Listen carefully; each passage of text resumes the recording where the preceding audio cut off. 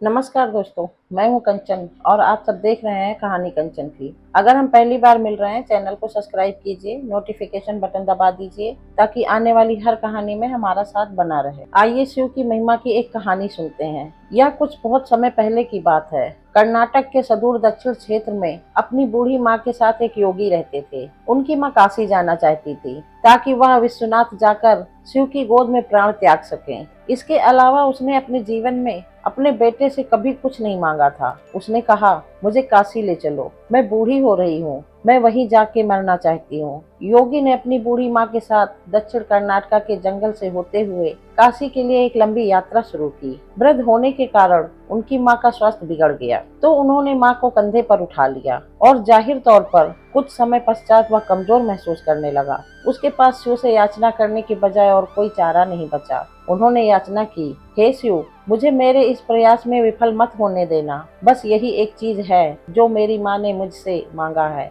कृपा मुझे इसे पूरा करने दे। मैं इन्हें काशी ले जाना चाहता हूँ। हम वहाँ सिर्फ आपके ही लिए आ रहे हैं। कृपा मुझे ताकत दें। तब जैसे ही उन्होंने चलना शुरू किया तो पीछे से एक घंटी की आवाज सुनाई दी, जैसे कोई बैलगाड़ी आ रही हो। उन्हें धुंध से उभरती हुई एक बैलगाड़ी दिखाई दी जिसे एक बैल खींच रहा था, जो थोड़ा अजीब था क्योंकि एक बैल वाली बैलगाड़ी छोटे रास्ते के लिए होती है। जब सफर लंबा और जंगली इलाके से होते हुए हो तो हमेशा दो बैल ही गाड़ी को खींचते हैं, पर जब आप थके हो तो ऐसी बारीकियों को किसे परवाह। गाड़ी नजदीक आई पर वो चालक को नहीं देख पाए क्योंकि चालक लबादे में था और बाहर धुंध भी थी। उन्होंने कहा, मेरी माँ बीमार है, क्या हम आपकी खाली गाड़ी में यात्रा कर सकते हैं? अंदर बैठे व्यक्ति ने सिर हिला के हाँ कहा। वो दोनों गाड़ी में बैठ गए और बैलगाड़ी आगे चलने लगी। कुछ समय बाद योगी का ध्यान इस ओर गया कि जंगली रास्ता होने के बावजूद भी बैलगाड़ी बहुत आसानी से आगे बढ़ रही थी। तब उन्होंने नीचे देखा और पाया कि पहिया घूम नहीं रहे हैं, वो रुके हुए हैं,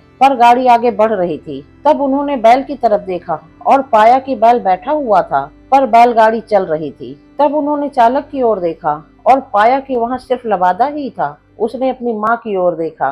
माँ ने कहा, अरे पागल, हम पहुँच गए, अब कहीं और जाने की जरूरत नहीं है, यही वो जगह है, अब मुझे जाने दो। इतना कह के माँ ने शरीर छोड़ दिया। बैलगाड़ी और चालक सब विलीन हो गए। योगी अपने गांव लौट आया। लोगों ने सोचा, यह इतनी जल्दी लौट आया है, ये अवश्य ही अपनी माँ को कहीं छोड़ के आया है, यह उसे काशी नहीं ले गया। उन्होंने उसे पूछा, तुम अपनी माँ को कहाँ छोड़ आए? उसने उत्तर दिया, हमें वहाँ जाना ही नहीं पड़ा, शिव खुद आए थे हमारे लिए। क्या बकवास है, उन्होंने कहा। योगी ने उत्तर दिया, मुझे फर्क नहीं पड़ता कि आप क्या सोचते हैं, वो आए थे हमारे लिए और यही सच है। मेरा जीवन ज्योतिमय हो गया है, यह मैं अपने अंतर में जानता हूँ। अगर आप नहीं मानते तो यह आप जाने। तब उन्होंने पूछा, ठीक है, हमें कुछ ऐसा दिखाओ कि हम माने कि तुमने सच में शिव को देखा है और वो सच में तुम्हारे लिए आए थे। योगी ने कहा, मैं नहीं जानता, मैं उन्हें नहीं देखा, मुझे सिर्फ एक लबादा दिखा। वहाँ कोई चेहरा नहीं था, वह कुछ नहीं था,